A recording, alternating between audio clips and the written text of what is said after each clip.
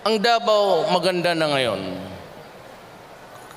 In a series of, kasi ang pangako ko, magulo ang Davao, maraming patayan. Sabi ko, hintuin natin ito at gagawan ko kayo ng siyudad na maganda. Ang Davao ho'y maganda at makakalakad ka doon anumang oras. Noon, magbaba ka lang sa hagdanan, papatayin ka na ng mga gago.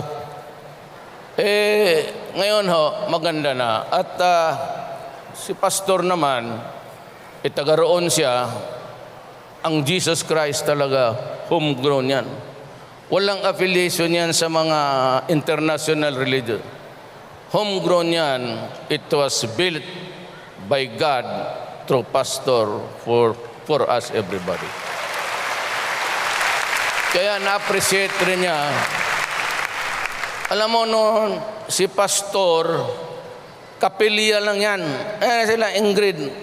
Nakikita ko yung 4, 5, 6, 7. Kakanta sila sa squatters area. Sa likod noon, nandoon yung tiga-ayos ng baril. Ako po'y mahilig sa baril. Kaya nagkukuha ko naman yung mga second hand. Mahirap lang tayo.